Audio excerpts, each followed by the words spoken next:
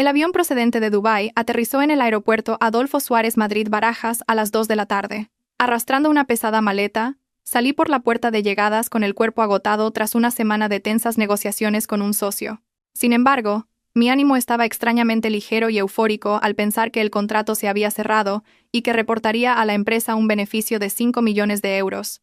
Mi nombre es Valeria, tengo 32 años y actualmente dirijo una empresa de importación y exportación de cosméticos. La gente suele decir que soy una mujer que lo tiene todo: belleza, dinero y una familia feliz. Pero solo quien se mete en la cama sabe si hay ácaros en las sábanas. Esa felicidad familiar de la que hablaban era, a veces, una fina cáscara que yo a duras penas mantenía intacta a base de paciencia. En lugar de llamar a mi marido, Mateo, para que viniera a recogerme, pedí un Cabify. Mateo es funcionario, con un sueldo predecible, un trabajo tranquilo, de los que empiezan por la mañana y terminan por la tarde. No quería interrumpir su horario de trabajo. Además, quería darle una pequeña sorpresa. Llegué a nuestro chalet en el barrio de Salamanca, una propiedad cuyo 90% del coste había salido de mi bolsillo. Suspiré aliviada. Por fin en casa. Sin embargo, en el instante en que se abrió la puerta automática, la sonrisa se borró de mi rostro. El garaje estaba vacío. Faltaba mi Porsche Panamera de color perla, el coche que me había comprado a mí misma hacía 3 meses como regalo de cumpleaños. Mi coche, valorado en más de 200.000 euros y que cuidaba como si fuera de porcelana, se había esfumado. Me froté los ojos y miré una y otra vez, pero solo había un espacio vacío. A su lado únicamente estaba la vieja scooter de Mateo. El corazón me empezó a latir con fuerza. ¿Un robo? Esta urbanización tiene una seguridad excelente, con vigilantes 24 horas. ¿Cómo podría un ladrón entrar tan fácilmente y llevarse un coche? ¿O se lo había llevado Mateo a algún sitio? Pero Mateo nunca se había atrevido a tocar ese coche. Era torpe conduciendo y le temblaban las manos. La última vez que intentó dar una vuelta de prueba por el jardín, le hizo un arañazo largo que me tuvo disgustada una semana entera. Desde entonces, le prohibí terminantemente que pusiera las manos en el volante. Saqué el móvil y con manos temblorosas llamé a Mateo. El teléfono sonó varias veces antes de que contestara. «Cariño, ¿ya has llegado? Estoy en medio de una reunión. Iré en un rato». La voz de Mateo sonaba extraña, como si estuviera forzada y titubeante. «Mateo, ¿dónde está mi coche?», pregunté, yendo directa al grano. Mi voz se había vuelto fría, mientras luchaba por reprimir el pánico. Hubo un silencio de varios segundos al otro lado de la línea. Oí cómo su respiración se agitaba, y luego, con un chasquido de lengua, dijo con un tono que pretendía ser despreocupado. «Ah, ¿el coche? Si ya estás en casa, dúchate y descansa un poco. Hablaremos del coche cuando vuelva esta noche. Te he preguntado dónde está mi coche. ¿Dónde te lo has llevado? Respóndeme ahora mismo», grité, con un mal presentimiento. «Lo he llevado a casa de mis padres. Mi hermano Marcos se casa pronto, y se lo ha pedido prestado unos días para hacer unos recados. No te pongas así». Me quedé clavada en el patio, bajo el sol abrasador. ¿Recados? ¿Qué clase de recados podría tener Marcos? Un nini que se pasaba el día bebiendo con sus amigos, que requirieran un superdeportivo de 200.000 euros. Y lo más importante, ¿por qué se llevaba mi propiedad sin mi permiso? ¿Qué dices? ¿Que le has prestado mi coche a Marcos? ¿Por qué no me lo has consultado? ¿Sabes que la llave de repuesto estaba en la caja fuerte? ¿Has registrado mis cosas? La rabia empezó a subirme a la cabeza. Eres mi esposa, y lo tuyo es mío. ¿Acaso coger la llave del coche es registrar tus cosas? No seas tan estricta. Mi hermano solo lo va a usar unos días como coche de bodas para quedar bien con su familia política. Eres la cuñada mayor. ¿Vas a ser tan tacaña con tu cuñado por un coche? Las palabras de Mateo fueron como un jarro de agua fría. Para él, el respeto a la propiedad privada era ser estricta. La fortuna que yo había ganado con el sudor de mi frente, él la consideraba un bien común para satisfacer la vanidad de su familia. Vuelve a casa ahora mismo. No estoy de acuerdo con esto. Dile a Marcos que devuelva el coche inmediatamente. No necesito hacer un espectáculo para impresionar a nadie, dije con firmeza. Venga ya, lo hecho está. Si le pido que lo devuelva ahora, ¿en qué lugar queda nuestra familia? No seas tan egoísta. Lo hablamos esta noche cuando llegue. Y con eso, colgó. El pitido del teléfono parecía burlarse de mi impotencia. Me quedé allí, de pie, con la maleta a mi lado. Me sentía como una extraña en mi propia casa. No podía esperar hasta la noche. No podía quedarme de brazos cruzados mientras mi propiedad era usurpada de una forma tan descarada. Pedí otro Cabify y me dirigí a Vallecas, donde vivían mis suegros. Nada más entrar en la calle, vi mi Porsche, aparcado ostentosamente frente a la puerta de su casa. Pero lo que hizo que la sangre me hirviera no fue la presencia del coche, sino la escena que se desarrollaba ante mis ojos. Mi cuñado Marcos, sin camiseta, rociaba el coche con una manguera en una mano mientras lo frotaba descuidadamente con un trapo en la otra. A su alrededor, sus amigotes estaban sentados en un banco, bebiendo cervezas y riéndose mientras señalaban mi coche. «Joder, Marcos, qué cochazo. Con esto, la familia de Yuna va a flipar. ¿Tu hermano se porta de puta madre contigo? ¿Te ha regalado este bicho?», preguntó uno de ellos. Marcos sonrió con arrogancia y dio unas palmaditas en el capó de mi carísimo coche, como si fuera el lomo de una vaca. «Por supuesto. Mi hermano está forrado, esto no es nada para él. Me lo ha regalado por la boda. Me dijo que lo usara a tope y que luego lo vendiera para montar un negocio». ¿Regalo de bodas? ¿Venderlo para montar un negocio? Sentí un zumbido en los oídos y las piernas me flaquearon.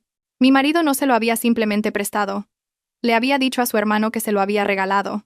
Le había entregado mi patrimonio de 200.000 euros, algo que yo había conseguido trabajando hasta altas horas de la noche y aguantando reuniones con clientes hasta desarrollar una gastritis, a su inútil hermano como si fuera un juguete. Corrí hacia Marcos y le arranqué la manguera de las manos. «¿Con permiso de quién tocas mi coche? ¿Con permiso de quién?», grité. Marcos se sobresaltó, pero al ver que era yo, su rostro se tornó desafiante, sin el menor atisbo de miedo. Sus amigos se callaron y me miraron de arriba abajo con descaro. «Hombre, cuñadita, ¿a qué viene tanto drama? Me lo ha dado mi hermano. Ahora es mi coche, así que si tienes algún problema, háblalo con él». En ese momento mi suegra, Pilar, salió de la casa. Llevaba unos pantalones de flores de andar por casa y se abanicaba con un abanico. Al verme, torció el gesto. «Valeria, ¿qué haces aquí armando un escándalo en lugar de atender a tu marido que acaba de llegar de viaje?». «Qué vergüenza», con todos los vecinos mirando. «Suegra», dije, intentando calmar el temblor de mi cuerpo. «¿Sabía usted que Mateo había traído mi coche aquí? Este vehículo está a mi nombre, es mi propiedad personal. ¿Cómo puede permitir que Marcos diga que su hermano se lo ha regalado?». Pilar se sentó tranquilamente en una silla de piedra y escupió al suelo. «Ay, hija, tu coche, el coche de tu marido, ¿qué más da? El marido gana el pan y la mujer ayuda. Mateo es el hermano mayor y quiere a su hermano, y por ayudarle a quedar bien le regala un coche. Deberías estar contenta. ¿Cómo puedes ser tan mezquina y egoísta? Qué mala suerte la de esta familia, que nos ha tocado una nuera que valora más el dinero que el amor entre hermanos. Suegra, se está pasando. 200.000 euros, no es ninguna broma. ¿Sabe lo duro que he trabajado para ganar ese dinero?». «Cállate», me espetó Pilar mirándome con furia.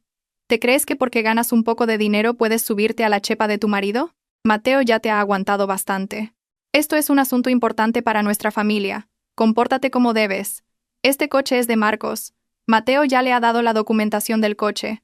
Ni sueñes con recuperarlo». Me quedé helada. La documentación del coche. Siempre guardaba los papeles del coche en el cajón de mi tocador. Resulta que Mateo no solo había cogido la llave, sino que también había robado los documentos. Esto no era un préstamo, era un robo a mano armada, un robo descarado a plena luz del día, y el ladrón era mi propio marido. Miré a mi alrededor. Marcos tenía una mano sobre el coche, mirándome de forma desafiante, como reclamando su propiedad.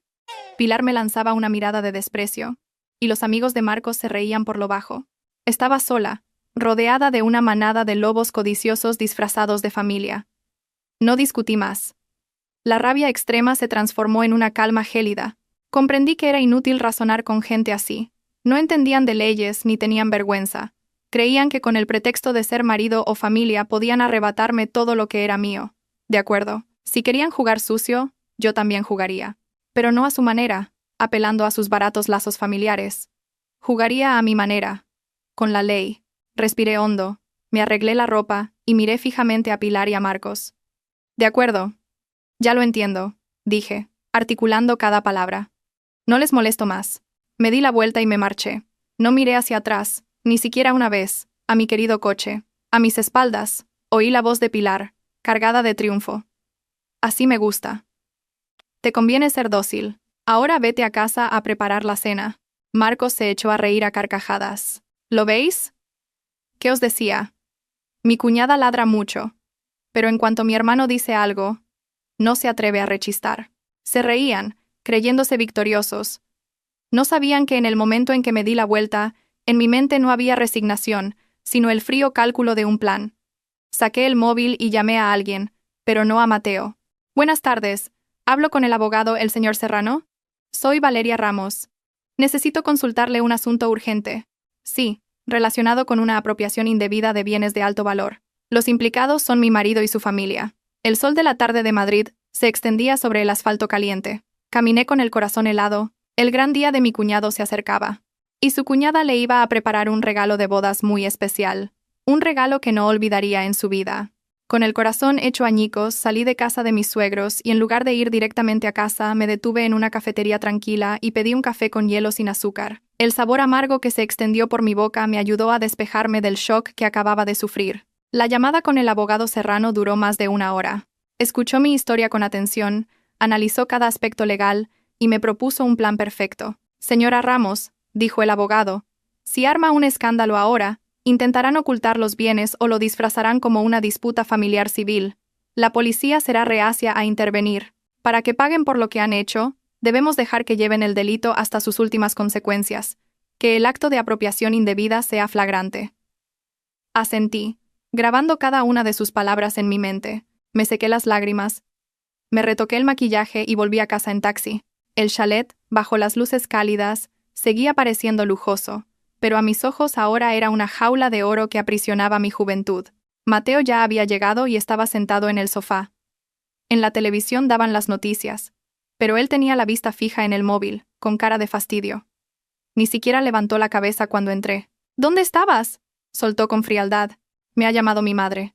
Dice que has ido allí a montar un numerito. Vaya tela. ¿Tenías que ir a avergonzar a la familia nada más volver de viaje? Respiré hondo y reprimí la ira en lo más profundo de mi ser. No era el momento de pelear. Tenía que interpretar el papel de esposa arrepentida. Dejé el bolso y me senté a su lado en silencio. Con voz compungida dije, lo siento. Antes estaba tan enfadada que he perdido los nervios. Volver del trabajo, cansada, y encontrarme con que el coche no estaba, me ha hecho perder el control. Al oír mi tono sumiso, Mateo se giró para mirarme. Su expresión se suavizó un poco, aunque seguía molesto. Me alegro de que lo entiendas. Ya te lo he dicho. Los hermanos son como las propias extremidades, pero los cónyuges son como ropa que te pones y te quitas. Marcos es mi único hermano, y solo se va a casar una vez en la vida. Si no le ayudamos nosotros, que somos su hermano y su cuñada, ¿quién lo va a hacer? ¿Tu coche de 200.000 euros? ¿Es mucho dinero? Sí, pero no es nada comparado con los lazos de sangre. Al escuchar esa vacía lección de moral de la persona que me había robado el coche, sentí ganas de abofetearle, pero me contuve. Bajé la cabeza y dije en voz baja. Sí, lo entiendo. Tienes razón, lo material es pasajero. Ya se lo has prometido a Marcos y a tus padres, no puedo hacerte quedar mal. Lo consideraremos nuestro regalo de bodas para él. Los ojos de Mateo brillaron como los faros de un coche. Se abalanzó sobre mí, me cogió las manos, y con un cambio de 180 grados en su tono, dijo con dulzura. ¿De verdad, cariño? ¿De verdad que estás de acuerdo en regalarle el coche a Marcos? Dios mío, eres la mejor esposa del mundo. Sabía que nunca serías tacaña con el dinero. Voy a llamar a mi madre ahora mismo para darle la buena noticia. Espera, le detuve, cogiéndole la mano. Un regalo es un regalo, pero la titularidad del coche sigue a mi nombre. Hacer la transferencia ahora es complicado, y Marcos estará ocupado con los preparativos de la boda. ¿Qué te parece si hacemos los trámites después de que se case? Además, estoy agotada y no me apetece ir a la DGT ahora. Mateo dudó un momento, pensativo, pero la codicia y el sentimiento de victoria le cegaron. Pensó que me había doblegado por completo y que había aceptado la pérdida del coche, así que no sospechó más. Bueno, me parece bien. Con que estés de acuerdo, es suficiente. Los papeles se pueden arreglar en cualquier momento. Somos familia, no vamos a salir perdiendo, ¿verdad? Venga, ve a ducharte y a descansar. Voy a pedir algo rico para cenar y cuidarte como te mereces. Observé la espalda de Mateo mientras llamaba emocionado a su madre para presumir, y una sonrisa burlona se dibujó en mis labios. No sabía que esa transferencia de titularidad sería la soga que, en pocos días, se apretaría alrededor de su cuello y el de su familia. La avaricia siempre va acompañada de la ignorancia, y yo iba a utilizar esa ignorancia para darles una lección que no olvidarían jamás. Pero el coche no era todo. Esa noche, mientras Mateo roncaba a mi lado, me levanté sigilosamente. Una intuición me decía que no se habrían detenido en el coche. Fui al despacho, donde tenía una caja fuerte secreta en la que guardaba dinero de emergencia y oro. Introduje la combinación, La pesada puerta de acero se abrió, y tuve que taparme la boca para no gritar ante lo que vi. Dentro, donde debería haber 5 lingotes de oro y 150.000 euros en efectivo, no había nada. Solo quedaban unos cuantos fajos de escrituras de propiedades y pólizas de seguros. Las piernas me fallaron, y me derrumbé en el frío suelo. 5 lingotes de oro y 150.000 euros, un total de casi 350.000 euros, se habían esfumado. La combinación de esta caja fuerte solo la sabíamos Mateo y yo. Confiaba plenamente en él, así que no se la había ocultado. Resulta que mi confianza había sido vendida por él hacía mucho tiempo a un precio muy bajo. Con manos temblorosas, volví a comprobarlo todo, rebuscando entre los documentos con la esperanza de haberme equivocado o de haberlo guardado en otro sitio. Pero no. En un rincón de la caja, encontré una nota arrugada con la letra garabateada de Mateo. Tomado prestado para un asunto familiar. Lo devolveré más tarde. Prestado. Otra vez prestado. Me había regalado mi coche de 200.000 euros a su hermano, y había tomado prestado todos mis ahorros de emergencia. Ni una consulta, ni el más mínimo respeto. Me consideraba un cajero automático sin fondo. Siempre que Mateo se quejaba de que su sueldo no daba para mucho, yo le decía sonriendo, usa esto para tus gastos, yo me encargo de la casa. Cada vez que mi suegra insinuaba que su casa estaba vieja y necesitaba una reforma, yo le daba miles de euros sin pensarlo. Y aún así, no estaban satisfechos. Su codicia era un pozo sin fondo. Cuanto más les daba, más profundo cavaban. Hice una foto de la caja fuerte vacía y de la nota. Serían pruebas cruciales del delito de robo. Ya no solo quería recuperar mi coche, quería recuperar todo lo que me pertenecía y expulsar a esos parásitos de mi vida. A la mañana siguiente, me levanté temprano como de costumbre y preparé el desayuno. Mateo se despertó fresco, estirándose y silbando. Me miró con salamería. Cariño, hoy me he pedido el día libre para ir a ayudar a mi madre con los preparativos de la boda de Marcos. Si tienes tiempo, ¿por qué no vienes a echar un vistazo? Mi madre quiere hablar contigo del menú del banquete. Mientras servía el desayuno, respondí con suavidad. Tengo demasiado trabajo en la oficina. Con el viaje, se me ha acumulado todo. Ve tú y ayuda a tu madre. Si necesitas dinero, dímelo. Lancé el cebo a propósito y como esperaba, el pez picó al instante. Mateo se detuvo, le brillaron los ojos y fingió dudar. Ah, sí, ahora que lo dices. Comentaba mi madre que con lo caro que está todo, el banquete se les va de presupuesto. Y la familia de la novia quiere celebrarlo en un hotel de 5 estrellas. Mis padres viven de su pensión y van justos, y Marcos acaba de empezar a trabajar y no tiene ahorros. Así que me preguntaba si podrías ayudar un poco más. Removí el café, ocultando la sonrisa de desprecio. ¿Llevarse un coche de 200.000 euros? ¿Robar 350.000 de la caja fuerte? Y ahora pedir dinero para el banquete. Era el colmo de la desfachatez. ¿Cuánto necesitáis?, pregunté, manteniendo la calma. Creo que con unos 200.000 euros sería suficiente, como un adelanto del regalo de bodas, para quitarles un peso de encima a mis padres. De acuerdo. Me levanté, fui a por mi cartera y saqué una tarjeta de crédito suplementaria, cuyo límite había bloqueado en 500 euros. Lleva esta tarjeta. Le he puesto un límite bastante alto. Úsala para lo que necesite Marcos. La contraseña es la de siempre. Mateo cogió la tarjeta, exultante, como si hubiera encontrado oro. Me abrazó y me besó efusivamente. Eres la mejor esposa del mundo. Te quiero más que a nadie. Viéndole salir tan emocionado, sonreí para mis adentros. No sabía que esa tarjeta se convertiría en una herramienta para avergonzarle en público cuando fuera rechazada en el restaurante. Pero eso era solo un pequeño aperitivo. La verdadera función aún no había comenzado. Subí a prepararme para ir a trabajar, pero no fui a la oficina. Me dirigí directamente al despacho del abogado Serrano. Teníamos que finalizar la denuncia y preparar el golpe de gracia. De camino, recibí un mensaje de mi suegra. Querida nuera, ven a cenar esta noche. Toda la familia quiere agradecerte lo del coche. Respondí. Claro, suegra, allí estaré. Yo también tengo algo que decirles.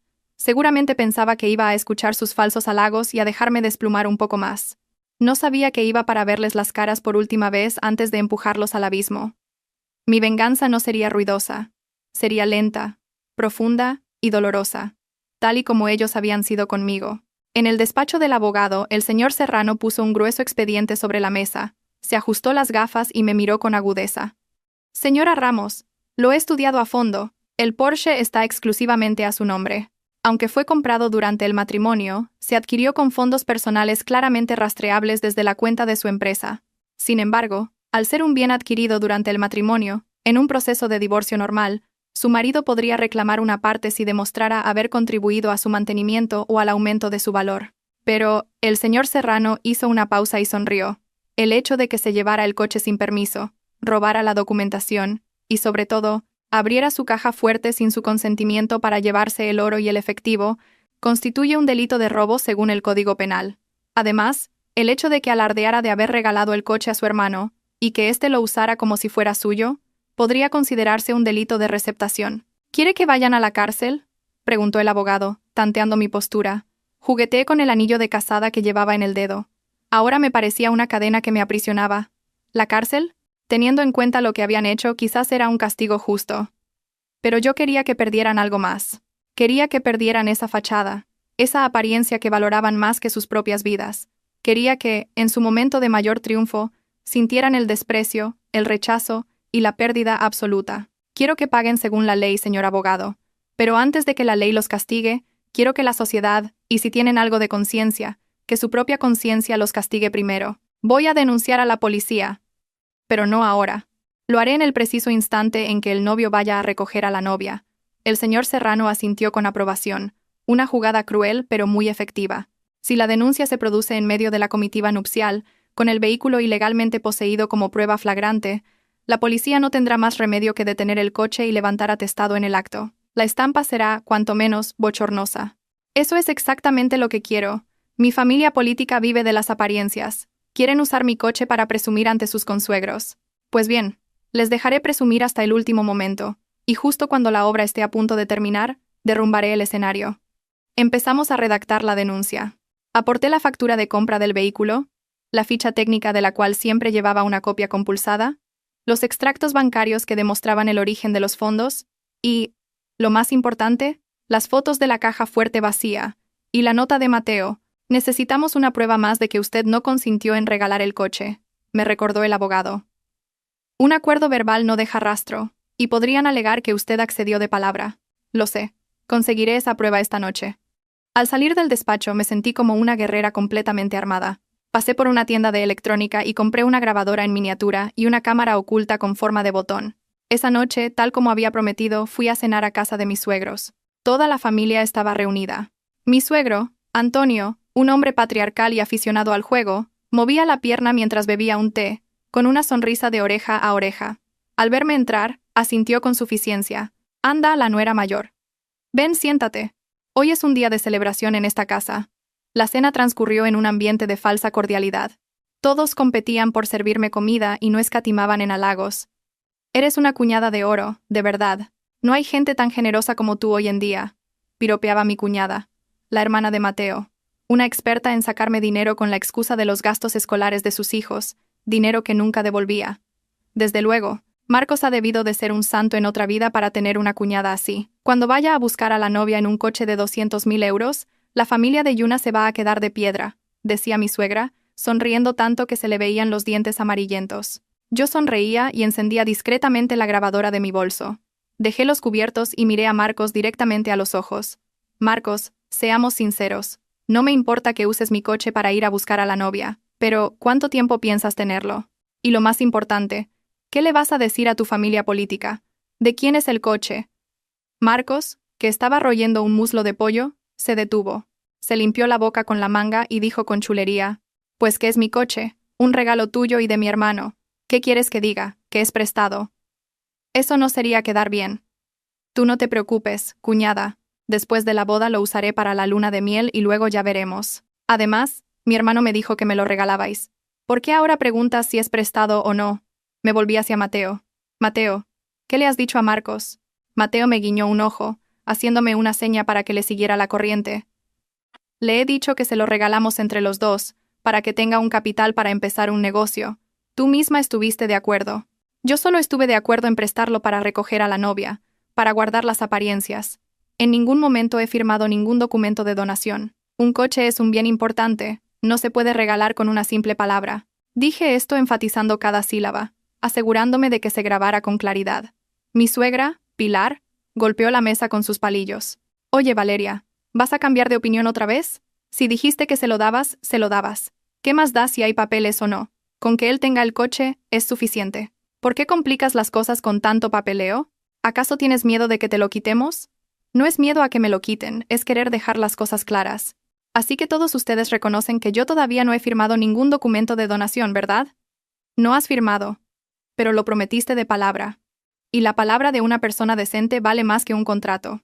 Eres la cuñada mayor, no puedes faltar a tu promesa, dijo mi suegro, Antonio, con voz autoritaria. Sí, lo tendré en cuenta. Solo quería confirmarlo. Apagué la grabadora. La prueba era suficiente. Ellos mismos admitían que no había firmado nada y que estaban usando la presión familiar para forzarme a aceptar la donación. Esta era la prueba de oro, que demostraba que mi voluntad no era ceder la propiedad voluntariamente. La cena terminó en un ambiente tenso. Volví a casa sintiéndome ligera. La trampa estaba puesta, y el delicioso cebo, preparado. Solo era cuestión de tiempo que yo tirara del hilo y esta familia codiciosa quedara sepultada bajo las ruinas de su propia vanidad. Pero antes, tenía que soportar unos días más de su repugnante farsa de felicidad. Mi paciencia sería ampliamente recompensada. Al día siguiente fui a trabajar como de costumbre, pero mi mente ya estaba centrada en el proyecto más grande de mi vida: dar una lección a mi familia política.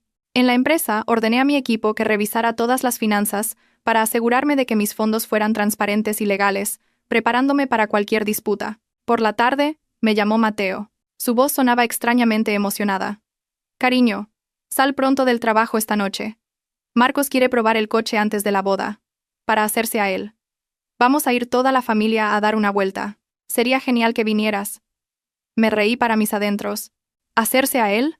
Mi coche era nuevo. ¿Qué necesidad había de hacerse a él? Era evidente que querían exhibirlo por todo lo alto.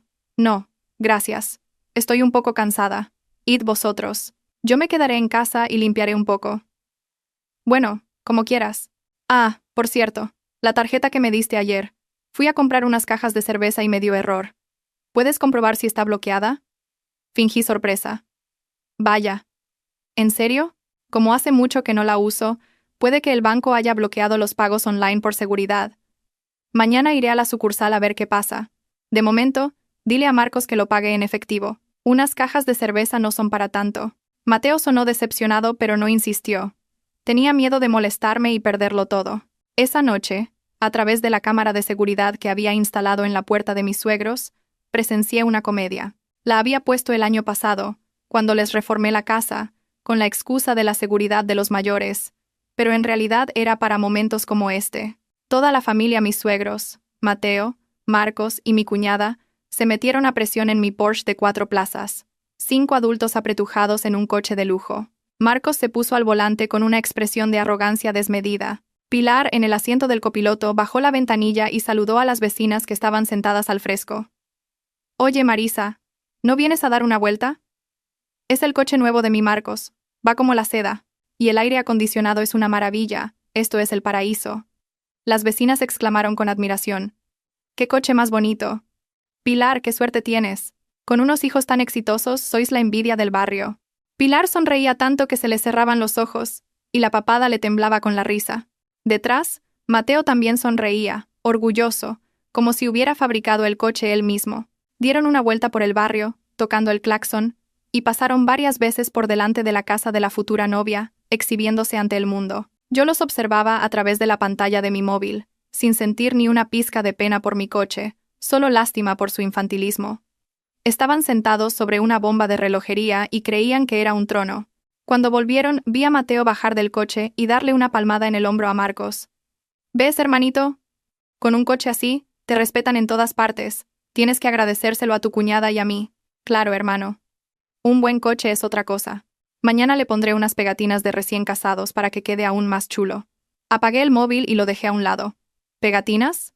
Que le pusiera lo que quisiera. Cuanto más llamativo, más vergonzoso sería cuando lo sacaran del coche esposado. Esa noche, Mateo llegó tarde, oliendo a alcohol.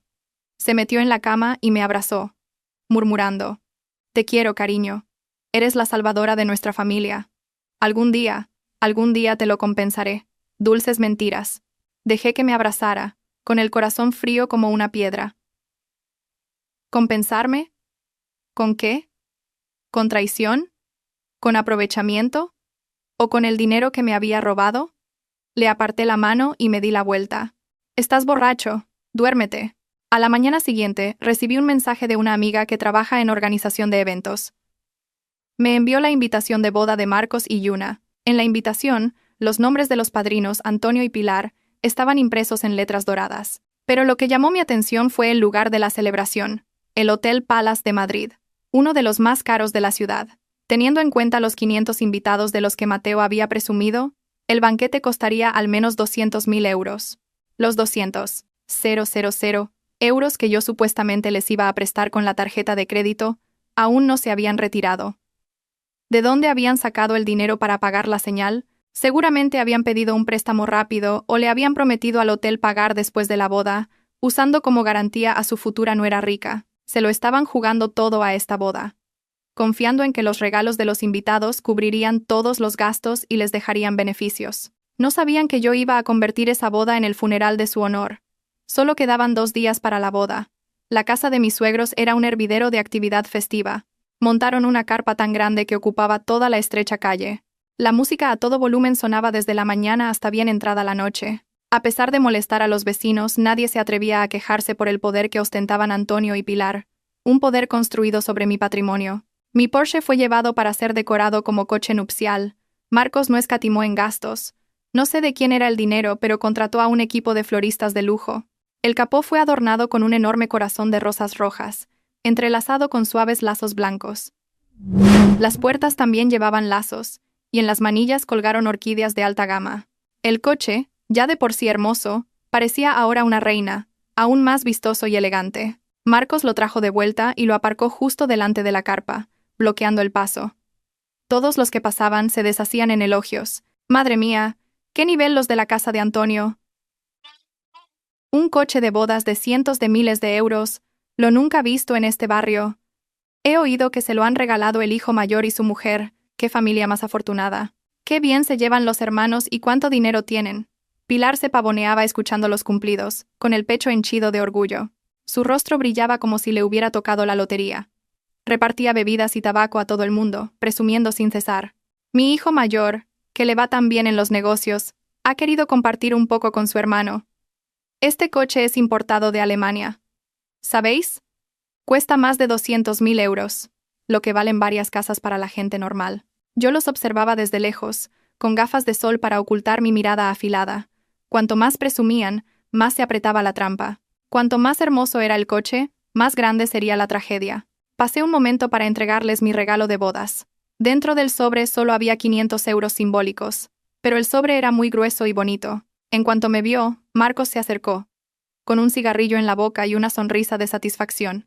«¿Qué pasa, cuñada? ¿Qué te parece cómo ha quedado el coche? ¿A qué mola?» Miré el coche y luego a él, y sonreí. «Está precioso, te queda muy bien. Espero que disfrutes del día». «Gracias, cuñada. Y no te preocupes. Lo cuidaré para no hacerle ni un rasguño». «Sí, cuídalo bien. Tendrá que volver a su dueña original». Le lancé una indirecta, pero el simple de Marcos no sospechó nada, y lo interpretó como que debía cuidarlo para que le durara mucho tiempo. Esa noche, Mateo volvió a casa con cara de preocupación. «Cariño, lo de la tarjeta de crédito. Fui al banco y me dijeron que el chip está dañado o algo, que no funciona. Y mañana hay que pagar el resto del banquete. ¿No tendrás algo de efectivo? ¿Podrías prestarme 200.000 euros?» Yo estaba con una mascarilla facial y respondí con indiferencia. «Acabo de usar todo el efectivo para pagar a unos proveedores. No tengo ni un euro en casa ahora mismo. ¿Por qué no le dices a tus padres que le pidan prestado a alguien? Después de la boda, con los regalos de los invitados, lo devolvéis enseguida. Con una boda tan grande, los invitados serán gente de dinero y los regalos serán generosos». Mateo se tiró de los pelos. «¿A quién se lo vamos a pedir ahora? Todo el mundo piensa que somos ricos.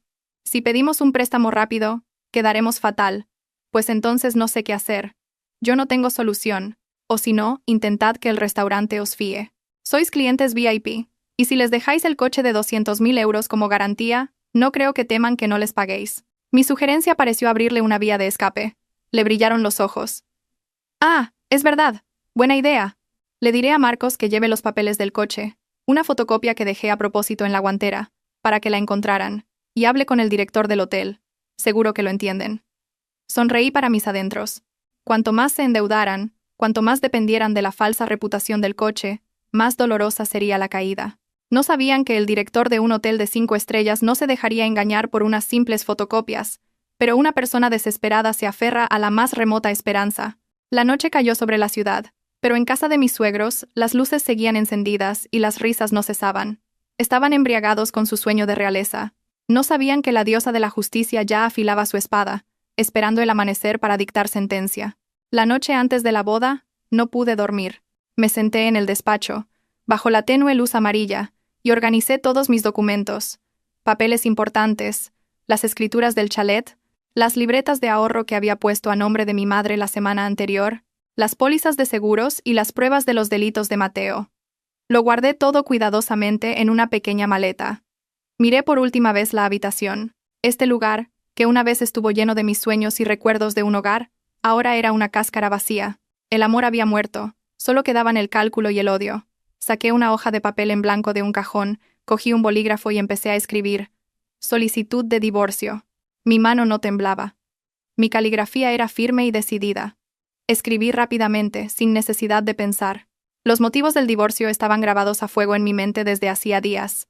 Diferencias irreconciliables, falta de comunicación, incumplimiento de los deberes conyugales, y lo más importante, deshonestidad y falta de respeto hacia mis bienes. Al terminar, firmé mi nombre en la esquina inferior derecha, una firma rotunda que ponía fin a 3 años de un matrimonio turbulento y falso. Metí la solicitud en la carpeta de documentos y la dejé sobre el armario, en el lugar más visible, para cuando Mateo volviera, si es que tenía la oportunidad de volver a casa como un hombre libre. A las 3 de la madrugada sonó el teléfono. Era Mateo. «Cariño, estoy agotado. Llevo toda la noche aquí liado. ¿Todavía no te has dormido?» Su voz sonaba pastosa, como si estuviera borracho. «No, no me he dormido. Estoy esperando a que llegue mañana», respondí fríamente. «Sí, mañana es el gran día de Marcos y también el de nuestra familia. Ponte guapa, que la gente se quede boquiabierta. Mañana por la mañana paso a recogerte». «No hace falta. Iré por mi cuenta. Preocúpate de Marcos». «Bueno, como quieras. Voy a intentar dormir un poco. Mañana tengo que levantarme temprano para ayudar al novio a arreglarse». «Te quiero, cariño. Que duermas bien, Mateo». Colgué. «Que duermas bien. Probablemente sería la última noche que dormirías tranquilo en mucho tiempo».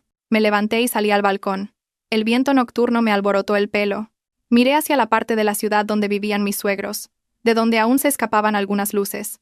Imaginé la escena del día siguiente, la ostentosa comitiva nupcial, el novio radiante, los parientes exultantes, y entonces, las sirenas de la policía rasgando el aire, convirtiendo la alegría en pánico. ¿Era cruel? Quizás, pero mi crueldad era la consecuencia inevitable de su codicia y su desvergüenza. Yo no había hecho daño a nadie, solo buscaba justicia para mí misma. Si no lo hacía, seguirían exprimiéndome, chupándome la sangre hasta dejarme sin fuerzas. Respiré hondo el aire de la noche. Sentí el pecho más ligero que nunca. Mañana haría un día despejado. Y yo sería libre. Libre de la carga de una familia política tóxica. Libre de un marido traidor. Y libre para vivir mi propia vida. Volví a la habitación y cerré la puerta del balcón. Justo delante, la maleta estaba lista. Me iría en cuanto todo terminara. Me iría de viaje, sola, a un lugar muy lejano. Un lugar donde nadie me conociera, donde pudiera curar mis heridas y empezar de cero. Pero antes, la última función tenía que ser perfecta. Me tumbé en la cama y cerré los ojos, pero mi mente estaba despierta. Contaba las horas y los minutos que faltaban para el amanecer. Amaneció con un sol dorado y resplandeciente, pero para la familia de Antonio, era el comienzo del día más oscuro de su historia. A las 7 de la mañana, ya estaba maquillada, vestida con un elegante y sobrio vestido negro y unas gafas de sol. No me vestí de gala para la boda. Para mí, hoy no era un día de celebración. Me senté en una cafetería enfrente de la casa de mis suegros. Un lugar perfecto para observar toda la situación. A la cabeza, mi Porsche Panamera blanco, espectacularmente decorado con flores rojas. Detrás, una decena de coches de alquiler, todos con lazos rojos a juego. Los padrinos y madrinas, elegantemente vestidos, esperaban en fila. Marcos salió, enfundado en un impecable smoking blanco, con el pelo engominado y brillante. Sonreía de oreja a oreja, saludando a unos y a otros, con el rostro rebosante de satisfacción. Mateo correteaba a su lado, arreglándole la pajarita. Daba instrucciones al equipo de fotografía, indicándoles los mejores ángulos y que se aseguraran de que el logotipo de Porsche se viera bien. Mi suegra Pilar llevaba un traje de madrina de terciopelo rojo, cargada de oro en el cuello y las manos, y no paraba de moverse, reír y hablar a gritos. Antonio también iba de traje, con la cara enrojecida por el alcohol de la noche anterior, presumiendo ante sus amigos del poderío de su familia y la generosidad de sus hijos. Mirad, amigos. Todo esto lo ha organizado mi hijo Mateo. Este coche es un regalo de él y su mujer para su hermano. Con un amor fraternal así, se me cae la baba. Bebí un sorbo de café y miré el reloj. 7:30. Una hora perfecta para ir a buscar a la novia. Sonaron petardos. La comitiva se puso en marcha. Marcos se sentó al volante del Porsche, bajó la ventanilla y saludó a la gente como si fuera una estrella de cine. Mateo, en el asiento del copiloto, también saludaba efusivamente. Mis suegros, sentados detrás, tenían una expresión de arrogancia desmedida. La comitiva salió lentamente de la calle y se incorporó a la avenida principal. El rugido de los motores y el sonido de los claxones atrajeron la atención de los transeúntes. Era una escena realmente ostentosa y llamativa. Dejé la taza de café y cogí el móvil. Deslicé el dedo por la pantalla y me detuve en el número 112. El corazón me latía con fuerza, no por miedo, sino por la tensión del momento decisivo. Respiré hondo y pulsé el botón de llamada. 112, dígame. Respondió una voz seria. Quiero hacer una denuncia urgente. Soy Valeria Ramos, propietaria del vehículo Porsche Panamera con matrícula 5130XXX. Mi coche fue sustraído de mi domicilio en el barrio de Salamanca hace unos días. De acuerdo, ¿puede darme más detalles? ¿Sabe dónde se encuentra el vehículo ahora? Sí, lo sé. En este momento, el vehículo está circulando por la calle Alcalá, en dirección a Ciudad Lineal. El conductor es un joven con un smoking blanco. Tengo toda la documentación que acredita mi propiedad y pruebas de que el vehículo ha sido sustraído sin mi consentimiento. Solicito que la policía intercepte el vehículo inmediatamente y recupere mi propiedad. Es un bien de alto valor, y temo que intenten deshacerse de él. Información recibida. Manténgase a la espera. Avisaremos a la policía de tráfico y a la unidad de investigación de la zona inmediatamente. Gracias. Estoy siguiendo a la comitiva. Colgué. Ya estaba hecho. La flecha había salido del arco, y nada podía detenerla. Hice una seña a un taxista. Había contratado un taxi específicamente para la persecución. Por favor, siga a esa comitiva de bodas. Mantenga un poco de distancia. El taxi se puso en marcha lentamente, siguiendo a la ostentosa comitiva. Miré mi Porsche, que transportaba a un grupo de personas llenas de codicia y vanidad. Se dirigían a la cima de su alegría, y pronto caerían al abismo de la humillación. La comitiva avanzó durante unos 20 minutos, y empezó a entrar en el distrito de Ciudad Lineal. Cuando ya estaban cerca de la casa de la novia, vi unas luces azules y rojas parpadeando delante. 2 motos de la policía de tráfico y un coche patrulla del 112 les estaban dando el alto con las sirenas. En ese instante, el tiempo pareció detenerse. Vi cómo el Porsche frenaba en seco. Los coches que le seguían frenaron bruscamente, casi chocando entre sí. Toda la comitiva nupcial se sumió en el caos. Sonreí fríamente. La obra había llegado a su clímax. A ver cómo actuabais ahora ante la ley. El sonido de las sirenas policiales desgarró el ambiente festivo de la comitiva nupcial. El Porsche Panamera fue obligado a detenerse en el arcén. 2 agentes de tráfico se bajaron y, con sus porras luminosas, indicaron al conductor que saliera del vehículo. Detrás, el coche patrulla del 112 también se detuvo. 3 o 4 agentes de paisano bajaron con expresión seria. Marcos, pálido, abrió la puerta del coche e intentó mantener una actitud arrogante. ¿Qué pasa? Voy de camino a recoger a mi novia. ¿Por qué me paráis en un día como hoy? ¿Sabéis de quién es este coche? Un agente se acercó y dijo con voz firme. Documentación del vehículo y su DNI, por favor. Hemos recibido una denuncia de que este vehículo es robado. ¿Qué? ¿Robado? Exclamó Marcos con la voz quebrada. ¿Estáis locos? Este coche me lo han regalado mi hermano y mi cuñada por mi boda. ¿Qué robo ni qué narices?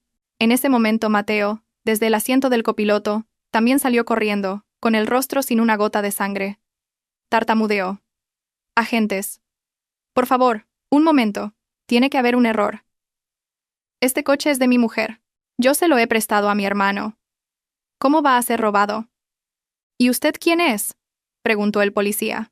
Soy el marido de la propietaria Mateo, y estos son mi madre y mi padre.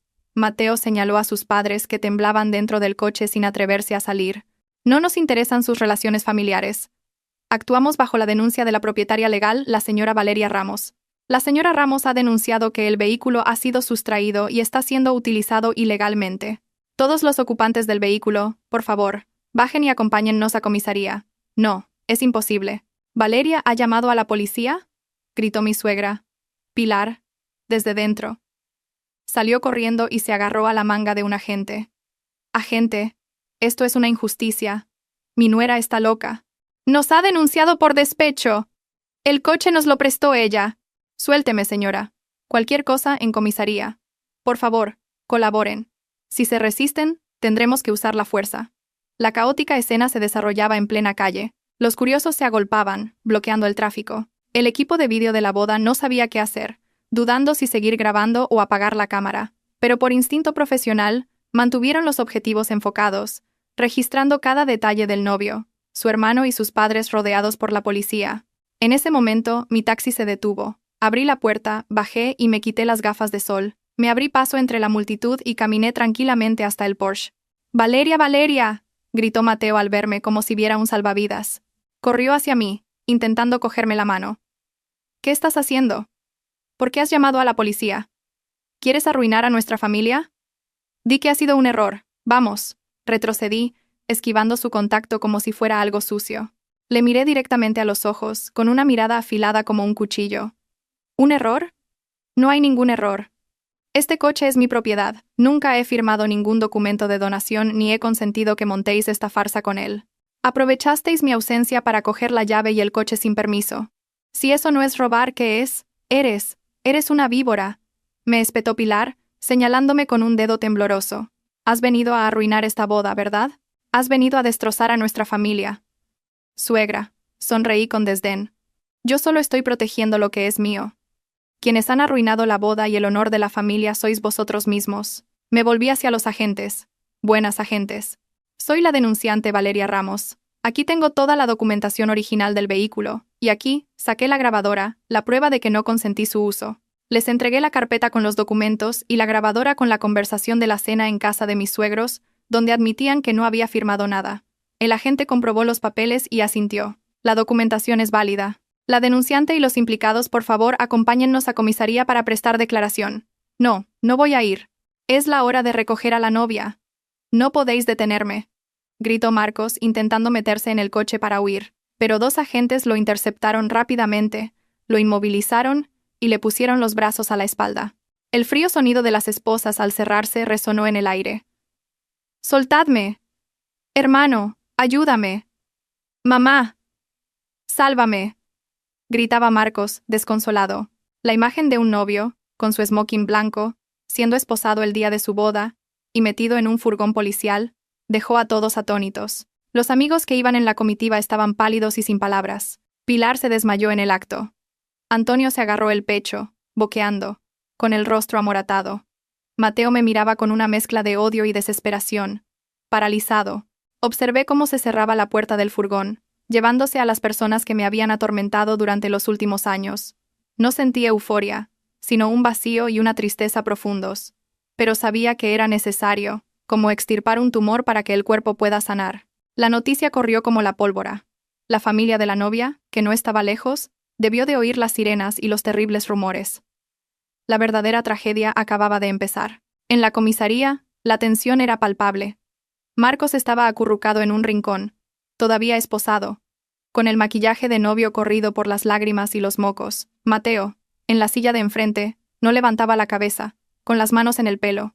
Pilar, tras recibir los primeros auxilios, gemía en un banco, y Antonio suspiraba sin cesar, buscando sus pastillas para el corazón. El inspector comenzó el interrogatorio. Señor Marcos, usted afirma que este coche fue un regalo de su hermano y su cuñada. ¿Tiene algún documento que lo acredite?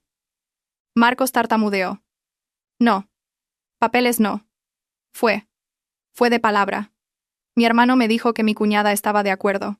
Yo me lo creí. ¿Se cree que un bien de 200.000 euros se puede justificar con un «me lo creí»? ¿Ha utilizado una propiedad ajena? Sin un traspaso legal, e incluso ha alardeado de que era suya. Eso podría constituir un delito de receptación. El inspector se dirigió a Mateo. ¿Y usted, señor Mateo? Aprovechó la ausencia de su mujer para coger las llaves y la documentación de su coche, sin su consentimiento. ¿Cómo explica eso? Mateo levantó la cabeza y me miró suplicante. Valeria, ayúdame. Solo lo tomé prestado, no quería robarlo. Somos marido y mujer, ¿Cómo puedes querer meterme en la cárcel? Respondí fríamente. ¿Marido y mujer?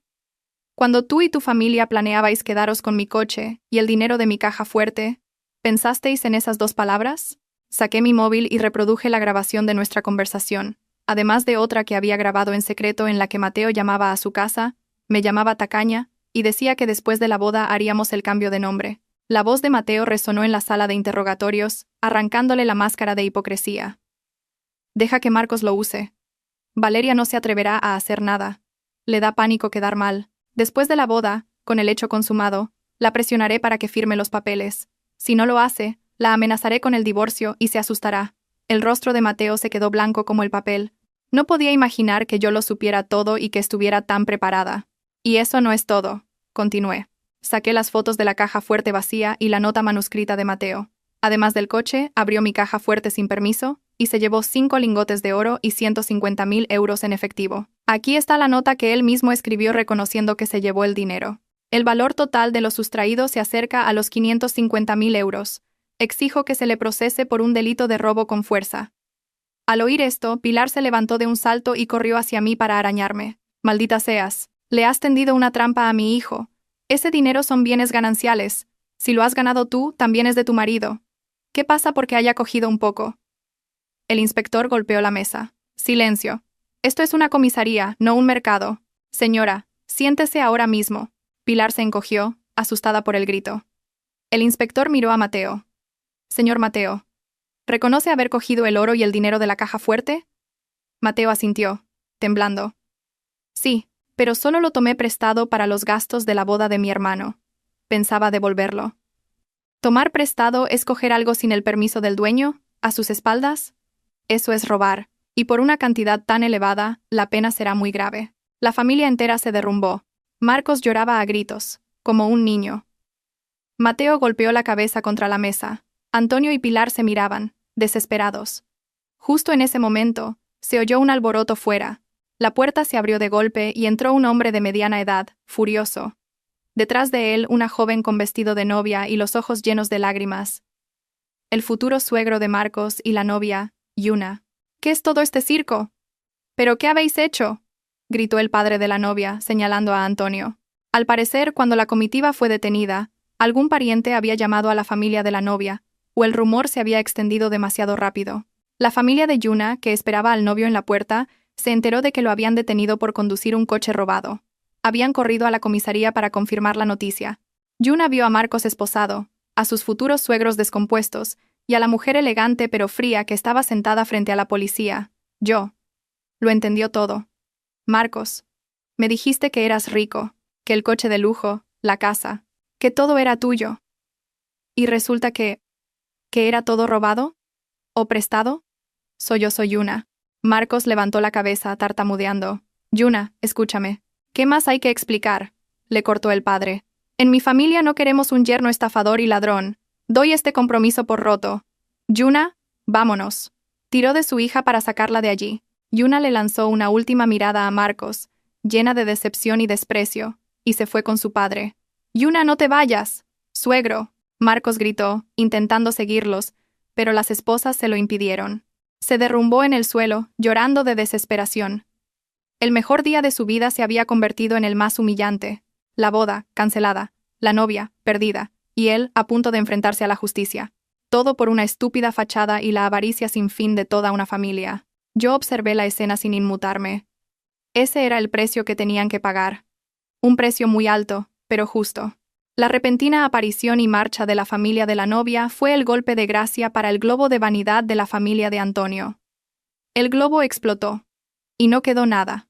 Pilar, que siempre había presumido de la gran boda y de su rica nuera, ahora estaba sentada en el suelo de la comisaría, despeinada, murmurando como si hubiera perdido la cabeza. Se acabó todo. ¡Qué vergüenza! ¿Cómo voy a mirar a los vecinos a la cara? Antonio, el patriarca que tanto valoraba el honor familiar, parecía haber envejecido 10 años. No se atrevía a mirar a nadie, solo observaba el suelo mientras jugueteaba con el bajo de su caro traje, ahora arrugado. Marcos era un cadáver andante. Lo había perdido todo. Su esposa, su boda, su honor y su libertad. Nadie sentía pena por sus sollozos. Solo resultaba patético y ridículo. Mateo me miró con los ojos inyectados en sangre y dijo con voz ronca: Valeria, ¿ya estás contenta? Has destruido a esta familia. Eres una serpiente. ¿Cómo has podido ser tan cruel con tu propio marido? Me levanté, me arreglé la falda y lo miré desde arriba. ¿Que si estoy contenta? Déjame preguntarte algo. Cuando te llevaste mi coche y robaste mi dinero, ¿me preguntaste si yo estaba contenta? Cuando tú y tu familia me visteis como una fuente inagotable de la que chupar, ¿pensasteis en mis sentimientos? Yo no he destruido a vuestra familia. Vuestra codicia, vuestras mentiras y vuestra vanidad os han destruido a vosotros mismos. Yo solo he encendido la luz para que la gente viera el montón de basura que había dentro. Me dirigí al inspector. Agentes, mantengo la denuncia. Quiero que se procese a Mateo y a Marcos por los delitos mencionados. No habrá ningún acuerdo. ¡Valeria!, gritó Pilar, arrastrándose para agarrarme la pierna. Te lo ruego como una madre. Retira la denuncia. Marcos es joven, y Mateo es tu marido. ¿Cómo puedes querer meterlos en la cárcel? Haremos lo que quieras. Te devolveremos el dinero, todo. Por favor, no hagas esto. Vi a la mujer que me había despreciado, que había hablado mal de mí, y que me había tratado peor que a una sirvienta, arrodillada a mis pies, suplicando. Es demasiado tarde, suegra. El dinero se puede devolver. Pero la confianza y el daño, no. La ley no es un juego. No se puede cometer un delito y luego pedir perdón como si nada. La lección que usted no supo enseñarles a sus hijos, se la enseñará la ley. Me solté de su agarre y salí de la sala. Fuera de la comisaría, los curiosos aún no se habían dispersado. Señalaban y cuchicheaban. Me puse las gafas de sol y pasé entre ellos con la cabeza alta. Sabía que al día siguiente esta historia sería el tema más candente en todos los periódicos y redes sociales. Mujer denuncia a su marido y a su cuñado por robarle un Porsche de 200.000 euros el día de la boda de este último. Cogí un taxi de vuelta a casa. La casa estaba vacía, pero ahora me parecía más espaciosa y fresca que nunca. Ya no había la asfixia de las mentiras, ni la presión de tener que complacer a gente que no lo merecía.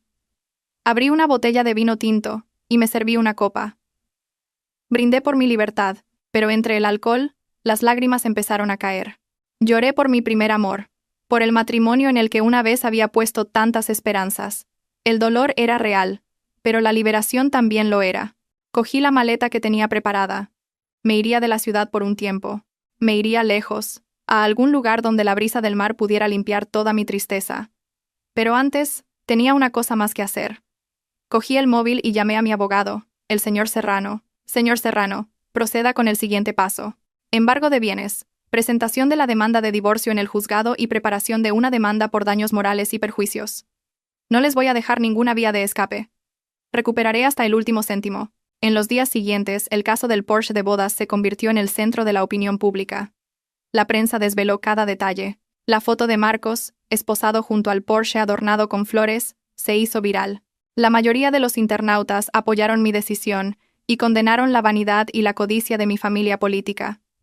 Mateo y Marcos fueron puestos en prisión preventiva. En las duras condiciones de la cárcel, sin lujos ni los cuidados de su madre, los dos hermanos empezaron a culparse mutuamente. «Todo es por tu culpa», gritaba Marcos. «Tú me dijiste que la cuñada me lo había regalado.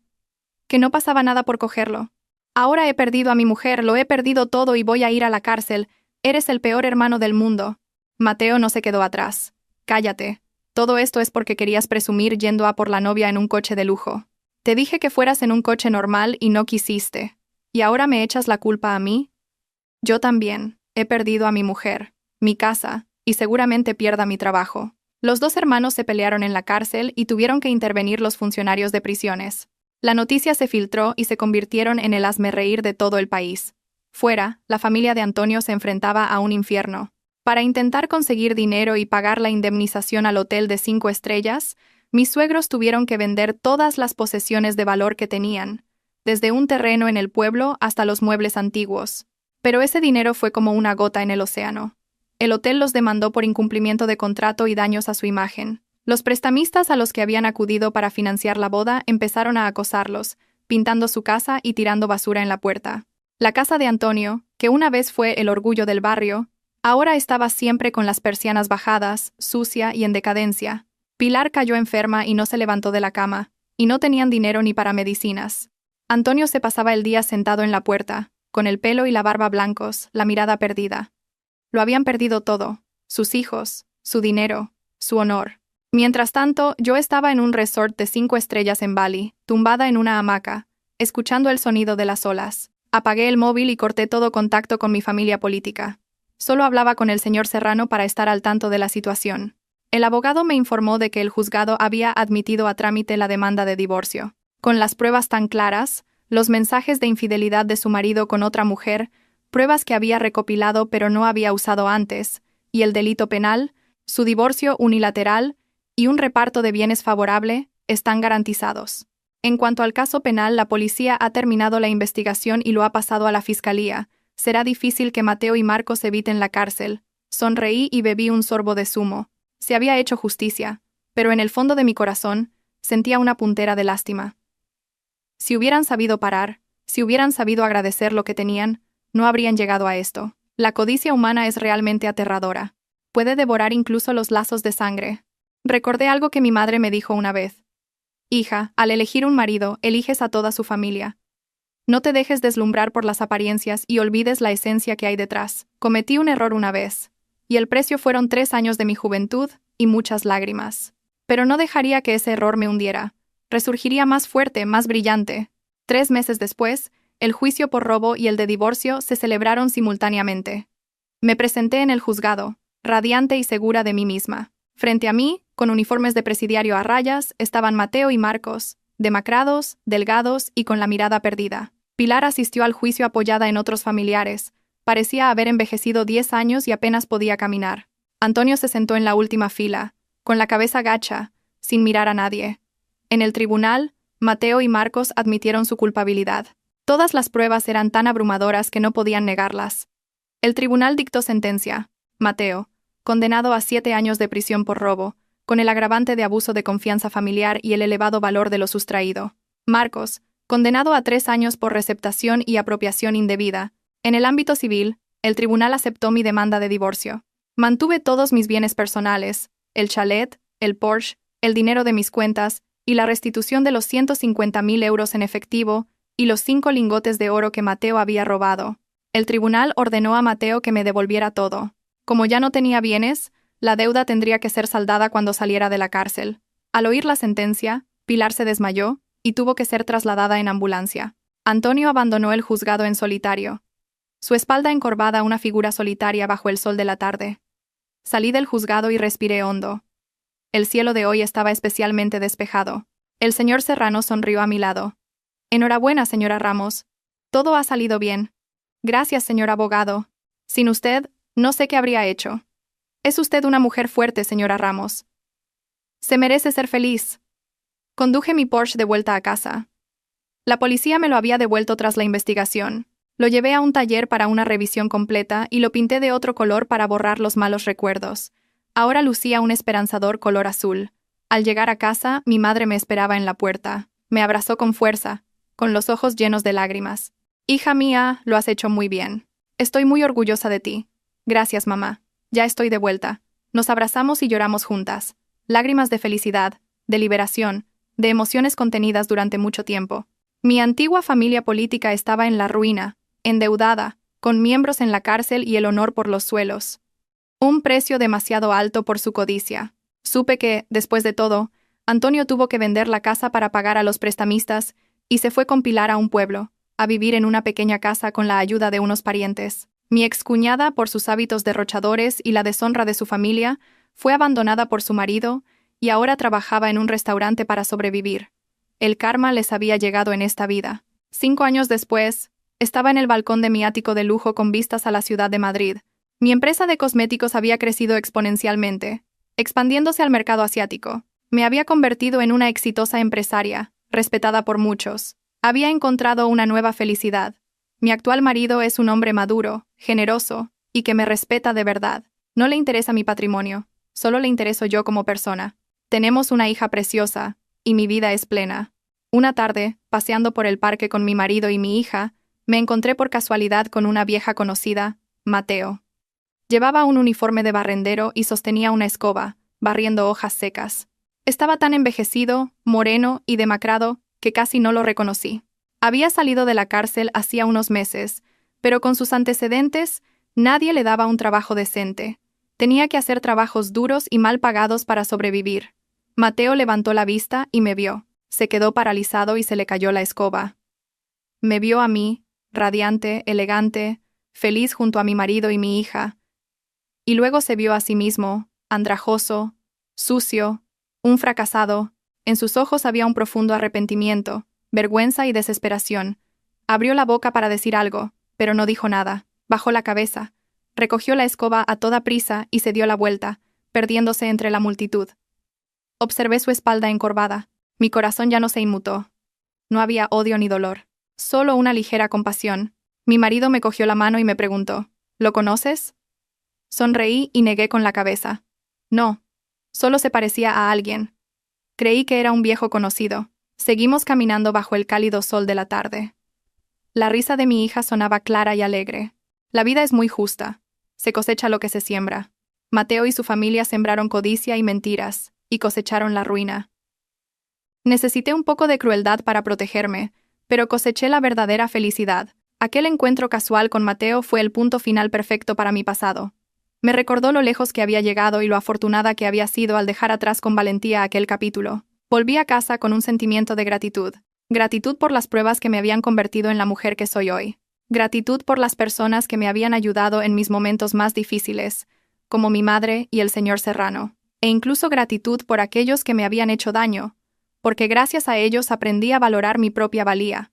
Me senté en mi escritorio y abrí mi diario. Escribí la última frase en ese viejo capítulo de mi vida. Cuando una puerta se cierra, otra se abre. No tengas miedo a empezar de nuevo. Nunca dejes que nadie pisotee tu autoestima. Mujeres, recordad. Vuestro bien más preciado no es un coche de lujo o una casa bonita, sino vuestra independencia y vuestro coraje. Cuando eres dueña de tu propia vida, nadie puede hacerte daño. Cerré el diario y lo guardé en un cajón. Fuera, amanecía. Un nuevo día, lleno de esperanza, comenzaba radiante. Salí al balcón y abrí los brazos, recibiendo el sol de la mañana. A partir de ahora, en mi vida solo habría días despejados.